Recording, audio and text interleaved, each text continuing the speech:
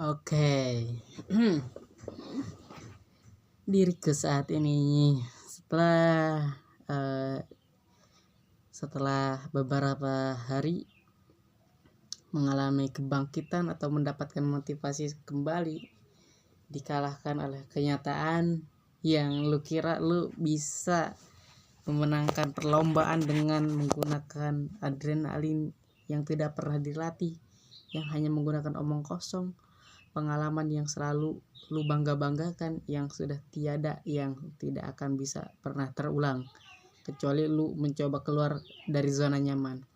Yang lu kira padahal waktu dulu adalah sesuatu hal yang mudah dilakukan, tapi kenapa entah sekarang susah sekali untuk dilakukan.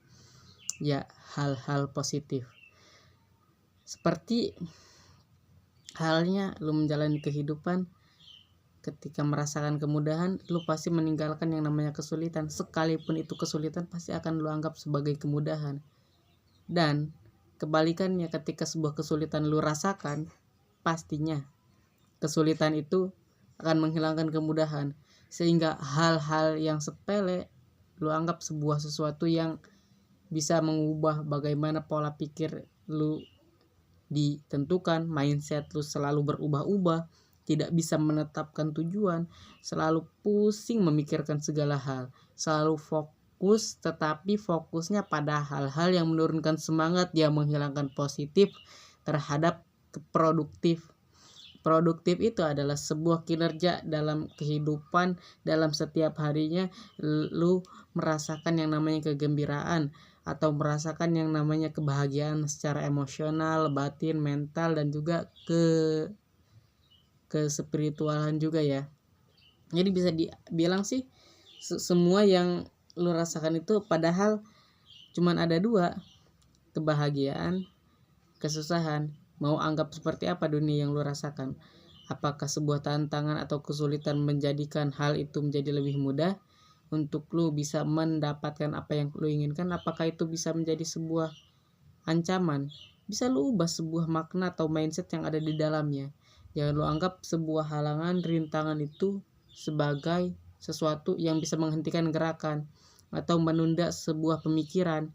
Sama halnya dalam membuat sebuah vlog penceritaan diri sendiri, menguraikan bagaimana otak ini bisa diungkapkan melalui kata-kata, lu selalu menunda-nunda. Yang padahal ini hanya seperti ini, tinggal bicara aja gitu ya. Sekalian melatih skill yang mungkin bisa lu banggakan, mungkin bisa menjadi harapan, mungkin bisa menjadi sebuah prestasi yang bisa lu capaikan dan bisa lu naik ke tingkat tertinggi. Tidak ada yang tahu, maka dari itu harus diasah terlebih dahulu. Karena semakin lu menunda-nunda, maka semakin banyak pilihannya bukan untuk kebenaran, tapi untuk mencari berbagai alasan. Nah, itulah yang paling salah dalam menentukan sebuah keputusan. Ketika sudah menemukan berbagai alasan, pastinya jangkanya itu bukan hanya jangka pendek saja, tetapi alasan itu untuk jangka panjang. Sama halnya ketika lu mengalami yang namanya kelelahan secara olahraga ya. Olahraga yang tadinya lu berolahraga dengan giat, menggunakan otot-otot tangan, otot-otot kaki, bahkan membeli hand grip yang juga emang udah ada ototnya, tapi ketika lu tanding, lu dikalahkan dengan begitu mudah dan direndahkan dengan begitu sempurna karena meremehkan lawan di awal, dan lu yang gak pernah latihan sok-sokan mau mengalahkan lawan yang udah berlatih, tapi mereka tidak akan menunjukkan kemampuannya. Karena memang itu beneran nyata di dunia ini, psikologis terbalik. Orang yang bodoh itu akan menganggap dirinya pintar, dan orang yang pintar akan menganggap dirinya bodoh. Sama seperti perkataan Isaac Newton. Aku adalah seorang anak pantai yang berlarian di pinggir pantai lalu menemukan kerang yang indah, dan di depanku masih banyak sekali kerang yang lebih indah di dalam lautan yang begitu luas.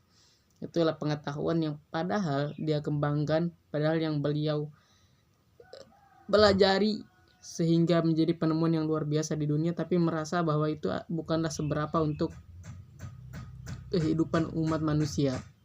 Nah, samalah seperti kehidupan ini.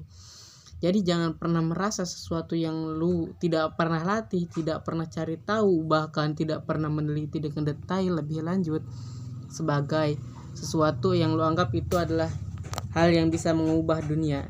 Itu gak mungkin.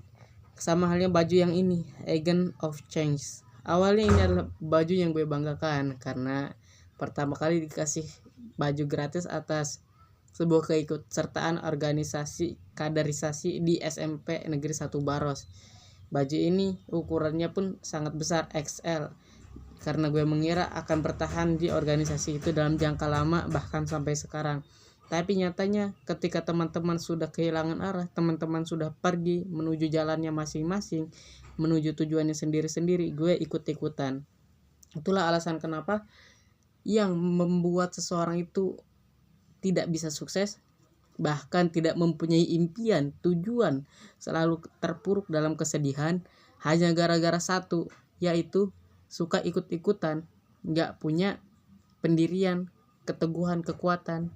Boleh alasannya macam-macam gitu ya, mulai dari ekonomi keluarga, mulai dari hubungan yang kurang menyenangkan dari pasangan atau dari pacar atau dari orang tua, adik, kakak. Tapi hanya ikut-ikutan itu kalau menurut gue pribadi bukan hanya dari diri kita sendiri, bukan hanya dari kita ke orang lain, tapi dari diri kita sendiri. Diri kita sendiri yang meyakini menetapkan sesuatu sebagai sesuatu yang kita tujukan, tetapi berhasil dihalau oleh pikiran kita sendiri yang dianggap bahwa kita gak mungkin bisa, kita gak mungkin paham, dan juga kita gak mungkin bisa melaksanakan itu karena baru sehari 2 hari udah merasakan kelelahan ataupun merasakan hal yang tidak wajar. Itu namanya perubahan itu yang tidak wajar gitu. Tidak ada orang yang langsung bisa satset dan juga fleksibel dalam menghadapi sesuatu yang tidak pernah dia rasakan. Sebagai contoh, lu belum pernah berlari ini, maksudnya belum pernah berlari dalam ikut serta kelompaan. Lu sekali nyoba kelompaan berlari yang padahal lu gak punya bakat di situ atau gak punya keahlian dan lu gak mau ngasah juga ya, hanya bermodalkan pengalaman yang sudah lama yang lu cuman banggakan masa lalu yang tidak akan terulang kembali, dan itu mungkin hanya akan menjadi sebuah pengalaman yang pahit. Dan benar saja, ketika sudah mencoba sesuatu yang dimana itu bukan keahlian diri kita sendiri, yang dimana kita gak pernah nyoba, gue sendiri gak pernah nyoba untuk berlari setelah sekian lama berhenti di organisasi atau di ekskul basket. Ketika berlari ya iyalah kalah, adaptasinya gak mungkin bisa secepat yang dulu. Kalau yang dulu itu mempunyai adrenalin, kecepatan, ketangguhan dengan serta kekuatan yang benar-benar kuat, tidak peduli akan berbagai cercaan, hinaan, hanya karena satu, kebiasaan, habit yang sudah tercipta bukan hanya 1 bulan, bahkan kalau diingat-ingat itu ada setengah tahun atau 6 bulan bahkan lebih. Itulah yang bisa membuat adrenalin gue meningkat ketika melakukan latihan. Adrenalin lu semua hanya karena bermodalkan pengalaman itu gak mungkin bisa. Tapi jikalau pengalaman itu lu latih sebelum pertandingan, lu pasti bisa, walaupun gak 100%. Karena orang yang setengah-setengah itu tidak mungkin bisa mendapatkan hasilnya yang sepenuhnya, pasti akan hasilnya pun setengah-setengah. Dan orang yang selalu merasakan yang namanya kegembiraan sesaat, pasti hasilnya pun akan sesaat. Nah, kenapa ada perjuangan yang panjang sekali, berlatih bertahun-tahun atau berminggu-minggu atau seumur hidup, tapi tetap merasakan kegagalan dalam mencapai sebuah impian? Tapi kenapa ada orang yang baru masuk tapi langsung diberikan keistimewaan? Hanya satu, kerja keras yang tidak pernah tergantikan, yang dimana dia benar-benar fokus di hal itu. Dan orang yang bertahun-tahun itu hanyalah setengah-setengah, asal-asalan, tidak pernah serius menghadapi kenyataan. Itu yang paling susah. Ya ini salah satunya nih dalam membuat vlog ya, yang gak memalukan, bodo amat mau dilihat teman-teman kayak mau dilihat sama siapapun kayak. Ini kan bentuk ekspresi diri yang gue rasa ini perlu gue tuangkan ya, bahkan gue pun gak punya nyali untuk mengupload di sesuatu yang bisa diketahui banyak orang. Gue bahkan menguploadnya di YouTube hanya untuk sebuah ruang penyimpanan ya, untuk memori. Di saat sela-sela seperti ini gue yang baru bangkit malah kehilangan keputusan yang gue rasa bakal menjadikan itu sebuah bibit kesuksesan gitu ya. Gue yang awalnya mempunyai pendirian yang teguh, kuat. Nanti kalian bisa lihat short gue aja ya, atau nanti gue cantumin link deskripsi sebuah perjalanan hidup gue ya, satu persatu tentunya dalam bentuk JJ pula waktu itu ya, jedag jedug. Mungkin biar lebih percaya bahwa pengalaman ini bukan hanya ucapan belaka tapi emang beneran ada.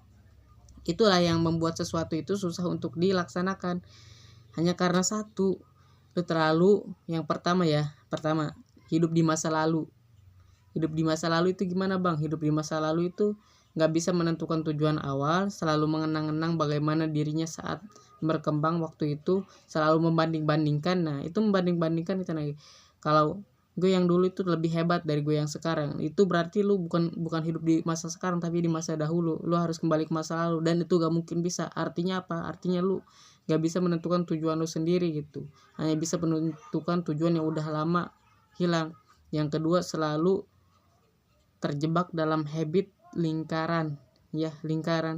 Mau berlari sekencang apapun, mau melakukan dance atau apapun, kalau di dalam lingkaran ya pasti akan muter lagi ke awal. Hanya saja jika lu berlari, pasti lingkaran itu akan lebih cepat. Jika lu lambat, lu pasti akan susah untuk menggapai titik awal lagi. Dan jika lu melakukan sesuatu yang di luar nalar, yaitu berlari secepat kilat dan keluar dari lingkaran, itu akan membuat lu merasakan kelelahan yang begitu luar biasa, tapi hasilnya pun luar biasa. Karena proses yang dilakukan dengan sepenuhnya, dengan sekuat tenaga, pasti akan menghasilkan hasil yang memuaskan jiwa, yang luar biasa juga. Bahkan nih untuk melarikan diri ya, itu kan tadi gue sebutin ada yang pertama tadi jangan hidup di masa lalu, yang kedua itu adalah lingkaran, yang ketiga tentunya kebiasaan. Kebiasaan ini menentukan bagaimana pola pikir seseorang akan diciptakan, bagaimana pola pikir lu akan bisa mengubah diri lu yang menjadikan bahwa lu itu orang yang berbeda gitu, bahwa lu itu orang yang tidak pantas untuk jadi pengangguran, orang yang pantas untuk menjadi sukses, miliarder, mendapatkan kekayaan yang berlimpah. Itu yang bisa ngubah kebiasaan. Ya kalau kebiasaannya tiduran doang, nonton hiburan, nonton apapun itu yang gak ada hubungannya sama pekerjaan, atau bahkan lu gak punya pekerjaan sama sekali, ya bodoh amatan. Orangnya gak pernah memikirkan kehidupan yang akan datang ataupun yang sekarang, selalu bersenang-senang sehingga melupakan segalanya. Sesuatu yang lu kira itu akan menjadikan lu menjadi lebih hebat, itu hanyalah fantasi lu belaka. Itu hanyalah sebuah badut. Ya lu dipermainkan oleh diri lu sendiri, menjadi badut di dalam diri lu sendiri. Bahkan lebih parah, bukan dipermainkan sama orang lain, ini tingkat terbawah, masih berhalusinasi di dalam dirinya sendiri, merasakan bahwa lu itu mengalami yang namanya kehebatan, tapi sebenarnya itu hanyalah sebuah permasalahan yang tidak bisa lu ciptakan, yang tidak bisa lu bayangkan bagaimana cara menyelesaikannya. Itu yang paling susah tuh, kebiasaan. Bahkan gue pun ya baru 2 hari setelah mendapatkan motivasi, sebenarnya udah lama sih. Hari Rabu gue lomba, Rabu, Kamis mulai latihan Kamis setengah doang, Kamis, Jumat, Sabtu, Minggu, dan sekarang hari Senin ya, udah 6 hari. Tapi di antara 6 hari ini 3 harinya pun kebanyakan bolong. Jadi 3 hari latihan, 6 hari 3 hari latihan, 3 hari gak latihan. Ya gimana itu mau bisa mengembangkan bakat dan juga potensi? Hayalan aja terus, ya itu pasti hayalan doang kan, kayak bisa ngapa-ngapain. Malah ya, setelah dihilangkan oleh distraksi, yaitu wifi, yaitu internet yang bisa gue dapatkan dengan sesuka hati, dengan hanya bermodalkan 3.000, harusnya gue bisa mengembangkan lebih baik lagi, entah itu pemikiran, intelektual, pengembangan diri. Tidak selalu menjadi pecundang yang dikalahkan, merasa bodoh amat, merasa bahwa emang itu seharusnya, merasa bersembunyi di balik alasan yang dimana bilang bahwa itu adalah hal yang wajar, bilang bahwa itu adalah hal yang harus dilakukan untuk bisa mencapai ketenangan. Padahal ketika lu sadar bahwa lu itu berbuat baik hanya karena orang itu baik, dan itu akan terjadi ketika dan itu gak akan terjadi lagi perbuatan baik lo ya kepada orang yang membuat lu kasar.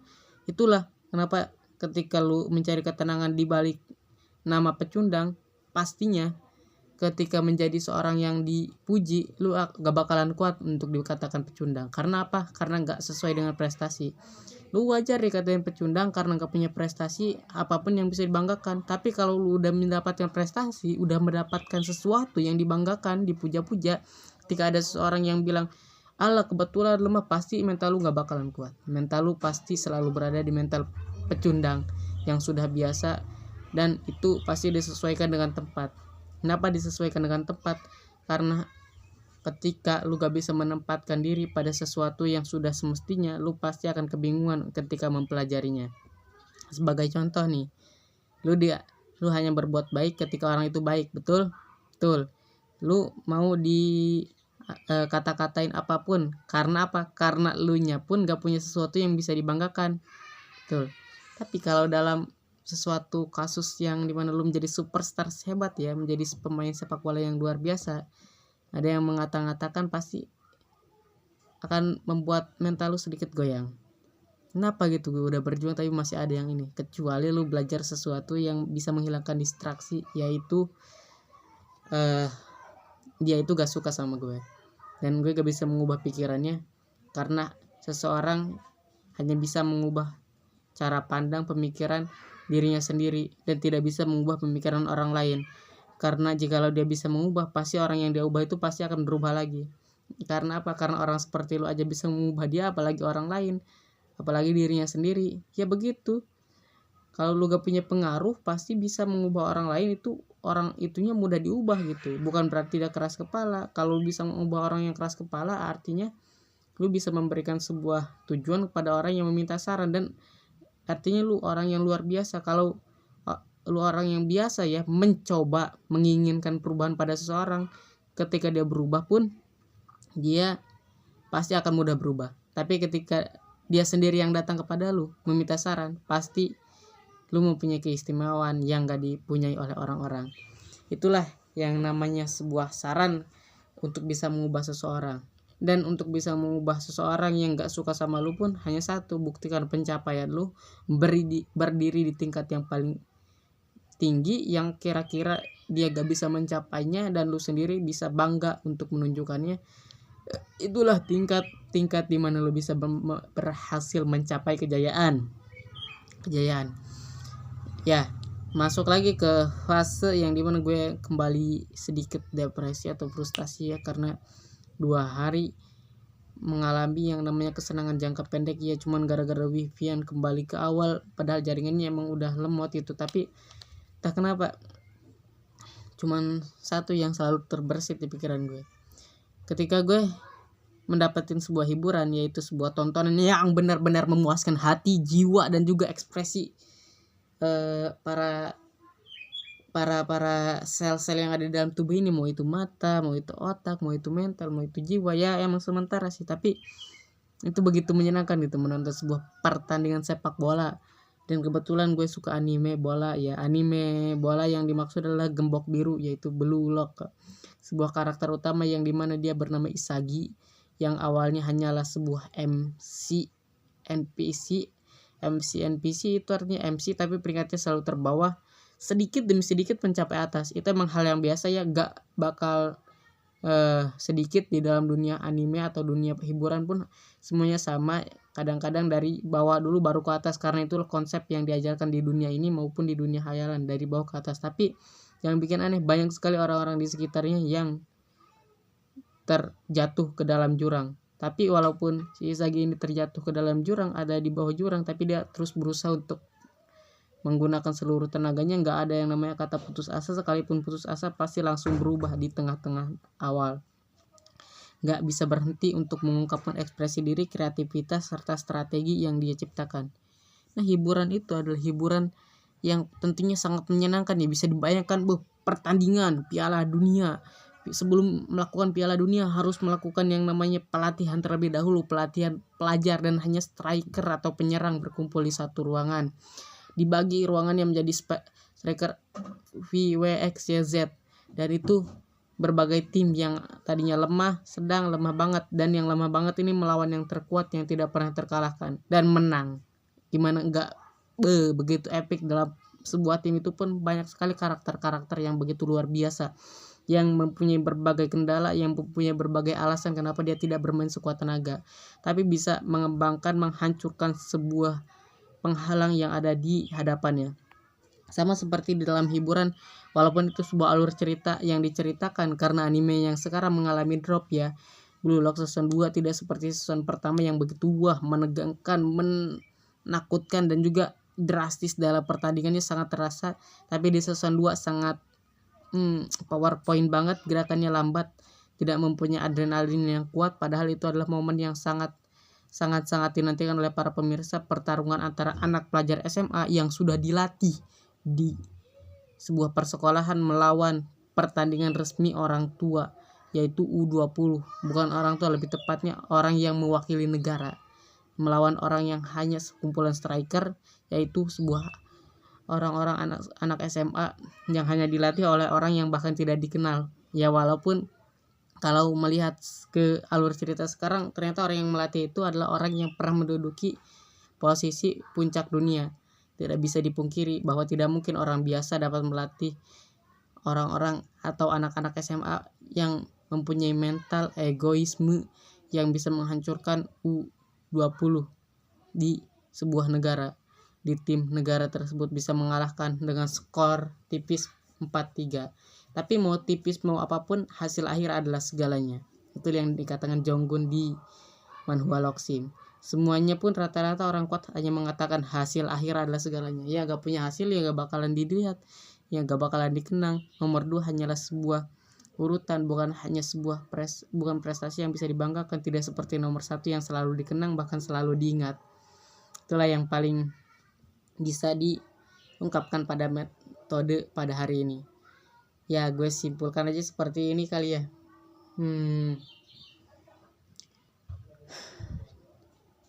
Jangan terpaku pada hiburan yang gak membuat lu melakukan pergerakan. Karena kalau hiburan itu hanya membawa kepada kemalasan, mendingan tinggalkan. Karena lu akan masuk ke dalam dunia yang namanya dunia khayalan, berfantasi di dalam diri sendiri dan menjadikan sebuah badut yang selalu merasakan kemenangan, padahal itu hanyalah fantasi belaka yang orang lain gak bakalan melihat bagaimana kejadian nyata. Oke, itu kata-katanya. Hindari hiburan yang membawa kemalasan, tapi dekatilah sebuah hiburan atau kesulitan ataupun berbagai kejadian yang pastinya akan membawakan lu kepada perkembangan yang lebih menyenangkan, lebih menggembirakan. Oke, semoga diriku bisa berkembang di masa yang akan datang. Tidak ada kekurangan, walaupun sekarang masih banyak banget kekurangan yang ada dalam diri sendiri, tapi entah kenapa gue ingin menunda terus hari ini, ingin merasakan kegembiraan lagi terus menerus itu, dan ingin menyelesaikan berbagai video yang udah gue download. Mungkin hari ini akan gue skip dengan menonton video. Ya, mungkin bisa dibilang ini kemalasan, tapi ini adalah bentuk dalam I think, yaitu aku berpikir secara ditekan dan akan gue sampaikan melalui ucapan lisan. Semoga sebuah ucapan gue atau pelafalan dari suara-suara, notasi-notasi, intonasi suara yang bisa gue sampaikan, bisa gue aplikasikan di berbagai bidang kenyataan hidup ini. Bahkan gue bisa membuat konten yang lebih menarik lagi, seperti mereview manga atau ya guys ya, mereview sebuah video, film, dan berbagai sesuatu lagi yang masih banyak, atau mungkin sebuah perjalanan hidup. Ya, kita gak tahu, karena saat ini gue adalah orang yang kembung ya. Kembung sekali guys. Tidak ada tanda-tanda kaki kembung nih. Itu dipaksakan ke karya. Ya mungkin bisa guys. Enggak kekar ini cuma kamera palsu. Ini cuma efek. Jadi untuk gue bisa kekar kembali, juga mungkin hanya duduk diam saja. Terus bisa bangkit dari kenyataan ini, walaupun otaknya udah lumayan besar ya, tapi ini hanyalah sebuah awalan, dan ini tidak bisa mengubah sebuah pertandingan yang dimana gue selalu dikalahkan. See you next time, kita pecat, bye bye. Kurang 1, 2, 3.